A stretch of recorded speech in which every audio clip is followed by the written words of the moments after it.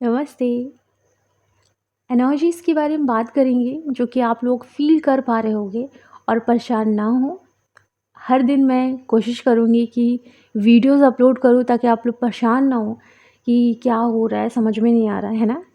पहले तो मैं बताना चाहूँगी कि जो डीएफ हैं उनका एक क्वेश्चन आया था कि पहले वो माता रानी को देखती थी ड्रीम्स में एंड अचानक से ऐसा हो रहा है कि अब वो माता रानी को खुद में देख रही हैं। तो मैं छोटी थी ना, तब मेरे साथ ये इंसिडेंट बहुत होते थे कि मैं माँ शक्ति के रूप में रहती थी और जितनी भी नेगेटिविटी होती थी, मैं उनको बहुत काट-पीट करती थी, बहुत मारती थी, एकदम से मैं चीर देती थी। ऐसा मैंने देखा, मैं बोली ये क्या आ रहा है? ये कैसे-कैसे ड्रीम आ रहे हैं मुझे? नहीं पता था मुझे। जब मैं इस जर्नी में आई ना, तब मुझे पता चला उस ड्रीम का मीनिंग क्या है। क्या होता है ना कि हम लोग इस दुनिया में आके अपने रियल स्वरूप को भूल गए। हर किसी के अंदर शक्ति जी विराजमान है, हर किसी के अंदर शिव जी विराजमान है और हमारा रियल अस्तित्व हमें डिवाइन द्वारा दिखाया जाता है कि आपको पावरफुल बनना है, शक्ति बनना है, क्योंकि आप सब शक्ति के ही अंश हैं। सो वो हमारी डिविनिटी है, वो हमारी रियलिटी है और हमको पावरफुल बनना ही बनना है। तो वो ड्रीम देखते हैं कि हम लोगों को प्रोटेक्ट कर रहे हैं, खुद को प्रोटेक्ट कर रहे हैं, पावरफुल हैं, ऐसे हमको बनना है। तो हम वैसे ही हैं पर हम खुद को भूल गए हैं और अपने आप को याद करना बहुत ज़्यादा ज़रूरी है। तो वो सपने जब मेरे बचपन में आते थे तब मैं नहीं समझ पाती थी, लेकिन जब इस जर्नी में आई तब समझ में आया कि वो हमारा रियल स्वरूप है और वहाँ तक हम सबको पहुँचना ही पहुँचना है। ओके, पावरफुल बनना ही बनना है, शक्ति बनना ही बनना है। ये एक साइन है, अपने रियल स्वरूप को देखो और अपने ऊपर प्रॉपर काम करो और माँ शक्ति बनना शुरू करो, क्योंकि आपका जन्म यूनिवर्स की हेल्प के लिए ही हुआ है और खुद की हेल्प के लिए भी। खुद को कभी भूलना मत, फर्स्ट प्रायोरिटी में खुद को रखना। एंड एक और क्वेश्चन था कि आप लोग हो सकता है स्कूल के ड्रीम बहुत देखते हो। कारण क्या होता है पता है? जैसे फ़ौजी लोगों को आपने देखा होगा, ठीक है? इंडियन आर्मी को, वो तुरंत एग्ज़ाम देते हैं और फ़ौजी बन जाते हैं, ऐसा तो कुछ नहीं होता ना। ध्यान से देखो, उनकी सबसे पहले कड़ी मेहनत होती है, उसके बाद एग्ज़ाम आते हैं, फिर वो एग्ज़ाम देते हैं, बहुत सारे मेडिकल चीज़ों से उन्हें गुज़रना पड़ता है, प्रॉपर उनकी ट्रेनिंग होती है, तब जाकर वो एक इंडियन आर्मी बनते हैं, है ना? बस वैसे ही ट्विन फ्लेम जर्नी में भी आप लोग एक आर्मी की तरह हो। यहाँ आप लोगों को ट्रेनिंग दी जाती है। कैसी ट्रेनिंग होती है? ट्रेनिंग ऐसी होती है कि आप पहले अपनी लाइफ में बहुत दर्द, बहुत तकलीफ़ फेस करते-करते आते हो और फिर आपका एग्ज़ाम होता है स्पिरिचुअलिटी, ओके? फिर स्पिरिचुअलिटी में जैसे आप आते हो वो आपका एग्ज़ाम है। उसके बाद आप पास कर जाते हो, फिर आपकी ट्रेनिंग चलती है। जब ट्रेनिंग चलती है, इसका मतलब क्या है? पहले आप स्कूल में पढ़ाई करोगे, फिर कॉलेज में पढ़ाई करोगे, ओके? तो बस वही है कि आप जर्नी की शुरुआत में स्कूल के ड्रीम्स देखोगे ही देखोगे, क्योंकि आप लोगों की शुरुआत हुई है। पहले स्टेज से दूसरे, तीसरे, ऐसे स्टेप बाय स्टेप आगे बढ़ोगे। स्कूल के ड्रीम्स का मीनिंग यही होता है। एंड ये भी हो सकता है कि स्कूल में काफ़ी आपने कोई ना कोई इंसिडेंट फेस किया हो, पेन फेस किया हो। उसका मीनिंग ये भी होता है कि वो पेन रिलीज़ करो। एंड स्कूल के ड्रीम का मीनिंग ये भी होता है कि अब आपको समझना होगा कि आपकी स्टडी चल रही है सोल लेवल की, आप किस लेवल में हैं। फिर आपका एग्ज़ाम भी होगा। ये न्यू मून आने वाला है ना, आप लोगों का एग्ज़ाम होगा, ओके? तो जब एग्ज़ाम होता है तो आपको एग्ज़ाम वाले ड्रीम भी आते हैं। उस एग्ज़ाम में आप पास भी हो सकते हो, आप फेल भी हो सकते हो, ओके? तो ये सारे ड्रीम से आप सब ही गुज़रोगे, क्योंकि हम सब गुज़र चुके हैं, इसलिए बता रहे हैं।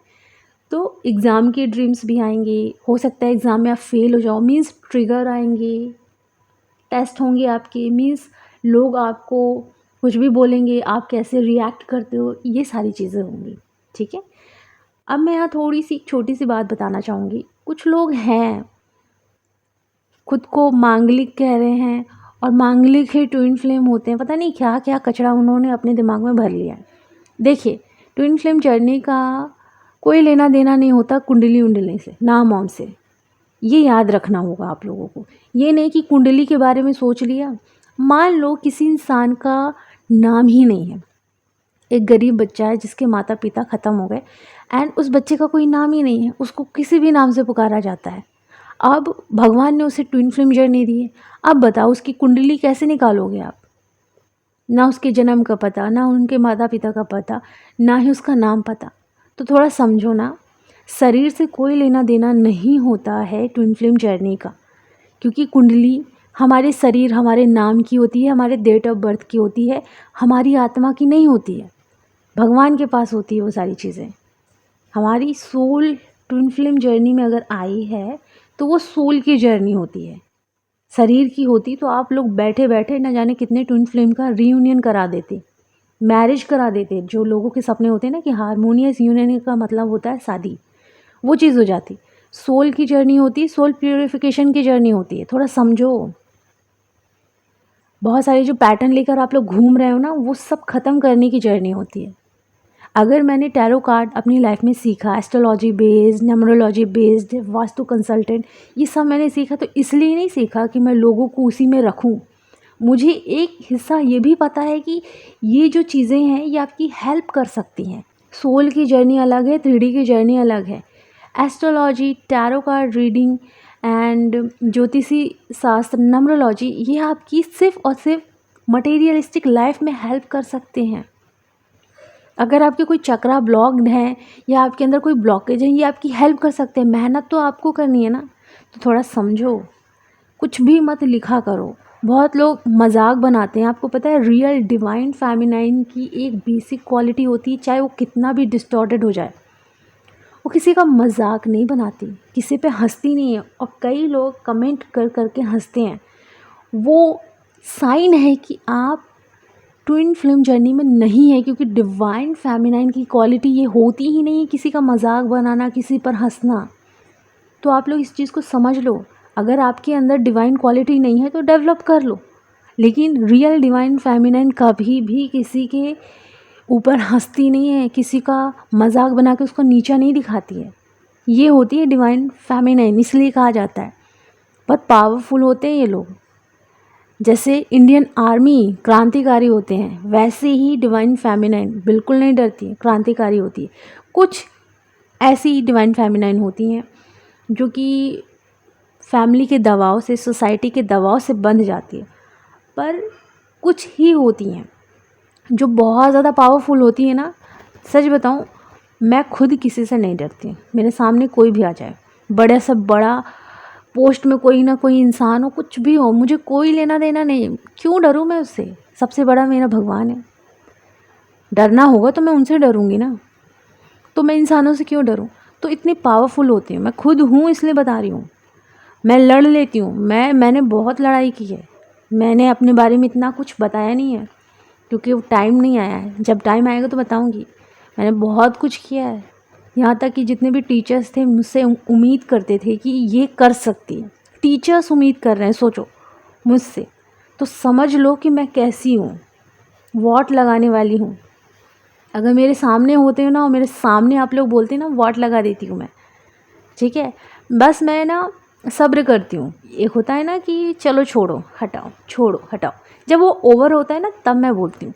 तो आप लोग खुद को अगर डिवाइन फेमिनिन कह रहे हो ना, तो इस गलत फहमी में मत रहना, क्योंकि डिवाइन फेमिनिन आप लोगों की तरह नहीं होती है। आप लोगों को अपने आप को प्योर बनाना है। जब तक आप प्योर नहीं बनोगे, खुद को डिवाइन फेमिनिन मत कहना, क्योंकि जब आप प्योर बनते हो ना, कोई भी चीज़ आपसे डरती नहीं है। आप प्योर बनते हो ना तो किसी का अपमान नहीं करते, क्योंकि सब में आप भगवान को देखते हो। तो आप लोग जो इस तरीके से कर रहे हो, फिर भी मैं आपके अंदर एक पॉजिटिविटी, अपने डिवाइन को भी देख रही हूँ, लेकिन आपके अंदर की जो गंदगी है वो बहुत ज़्यादा है। तो कोशिश करो आप लोग साफ़ करो, किसी को हर्ट मत करो यार, क्योंकि ये डबल होकर आपके ही पास आएगा।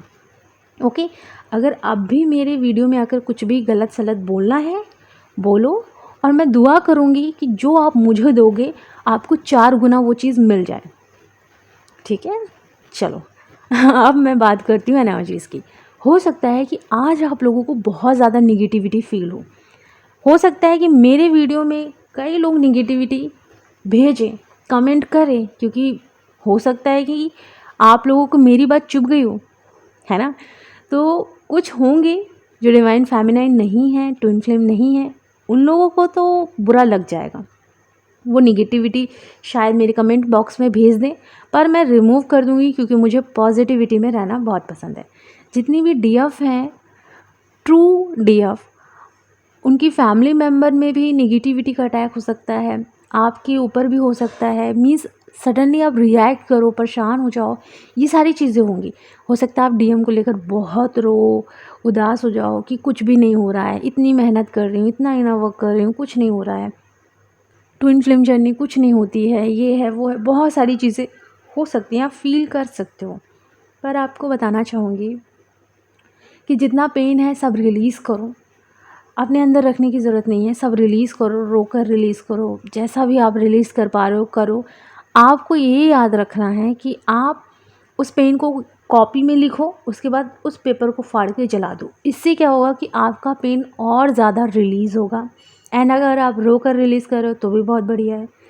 निगेटिविटी किस तरीके से अटैक करेगी, देखिए क्या होता है ना कि आपकी एनर्जीज़ डीमंस को चाहिए, वो कुछ ना कुछ ऐसा करेगी जिससे कि आप चीखो, चिल्लाओ, रिएक्ट करो, परेशान हो जाओ, ओके, इतना उदास हो जाओ कि दुख में डूब जाओ।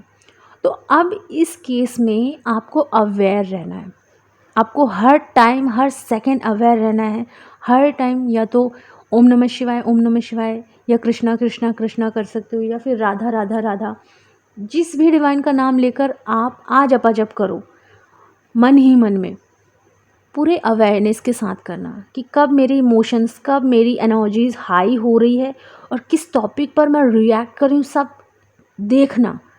मेरी एनर्जी कब गुस्से में आ रही है, कब किसी के ऊपर चीखना चिल्लाना है, ये वाली आ रही, सब अपने इमोशंस की तरफ देखना है। आपको बाहर किसी के सामने रिएक्ट नहीं करना है, बस वो इमोशन को देखना। इससे क्या होता है कि आप अपनी सोल से कनेक्ट होते हो, देखना शुरू करते हो कि कब कैसे इमोशंस आपके क्रिएट हो रहे हैं। कितनी अच्छी बात है ना जब आप खुद से जुड़ने लगते हो, खुद की भावनाओं को देखने लगते हो, उनकी एनर्जीज़ को समझने लगते हो कि ये कैसी कैसी एनर्जीज़ मेरे अंदर आ रही है, ये चीज़ें होती हैं। ओके, काम ऊर्जा आपको फील हो सकती है। अभी यूनिवर्स में एक लविंग ऊर्जा भी स्प्रेड हो गई है, बहुत ज़्यादा लविंग ऊर्जा आप चारों तरफ देखोगे। जो डीएम एनर्जी है वो डीएफ के लिए एक लविंग केयरिंग एनर्जीज सेंड कर रहे हैं। लेकिन डीएफ क्या है कि बहुत उदास है, परेशान है, तो जस्ट यही उदासी उनकी डीएम भी रिफ्लेक्ट करेंगे, बिकॉज मिररिंग भी चल रही है। डीएफ जैसे जैसे दूसरों के साथ बिहेव कर रही है, खुद के साथ बिहेव कर रही है, वैसे ही आउटर में मिररिंग हो रही है। डीएम भी अपनी थर्ड पार्टी के साथ, खुद के साथ या डीएफ के साथ सेम वैसा बिहेव करेंगे। ओके, चेजिंग एनर्जी भी आप अपने अराउंड देख सकते हो। डीएफ डीएम को चेस कर रही होगी, कुछ डीएफ हैं जो कंट्रोल कर रही होंगी कि उन्हें अपनी डीएम की तरफ बिल्कुल नहीं देखना, अपनी जर्नी को कंप्लीट करना है, और जो उनके डीएम हैं थर्ड पार्टी की तरफ भाग रहे होंगे।